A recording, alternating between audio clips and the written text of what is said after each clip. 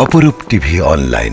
চট্টগ্রাম হালকা মোটরযান চালক শ্রমিক ইউনিয়ন রেজিং নং 22 সাইডের নব গঠিত যে নির্বাচন 2026 জানুয়ারির 9 তারিখে, সেই নির্বাচনে আমি বিনা প্রতিদ্বন্দ্বিতায় নির্বাচিত হয়েছি এবং আমি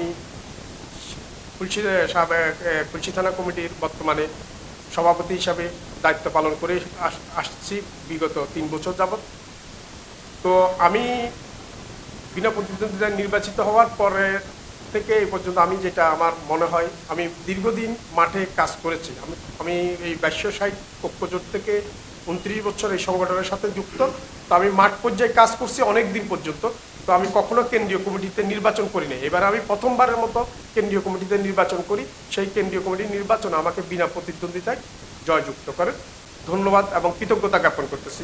জানুয়ারির 9 তারিখে যে নির্বাচন হবে, সেই নির্বাচনের সভাপতি এবং সেক্রেটারি মহোদয় যারা নির্বাচন প্রতিদ্বন্দ্বিতা করতেছেন, তারা ক্যাবিনেটে যারাই আসবে, যোগ্য নেতৃত্ব যারাই আসবে, আমি তাদের সাথে একমত পোষণ করে এবং কাজ করব। এবং আমার প্রথমেই আমিও একমত পোষণ করতেছি, আমাদের প্রথম থাকবে আমাদের চালকদের নিয়োগপত্র ব্যাপারটা নিয়ে আমরা দীর্ঘদিন 2018 সালে যদি নিয়োগপত্র গণপ্রজাতন্ত্রী বাংলাদেশ সরকার গেজেট আকারে দিলেও আমরা এই পর্যন্ত সেই সুফল ভোগ করতে পারিনি, আমাদের হয়তো নেতৃত্বের ব্যর্থতা বা আমাদের চালকদের ব্যর্থতার কারণে। তো আমরা সেটা নিয়ে এবারে গুরুত্ব সহকারে দেখতেছি এবং বিশেষ করে প্রশাসনিক যেভাবে আমাদের চালকদের উপর হয়রানি হচ্ছে, সে হয়রানির বিরুদ্ধে আমরা প্রশাসনের সাথে এগুলা নিয়ে আলাপ আলোচনার মাধ্যমে এই হয়রানি থেকে আমরা কীভাবে বের করে আসতে পারি সেটা নিয়ে কাজ করব।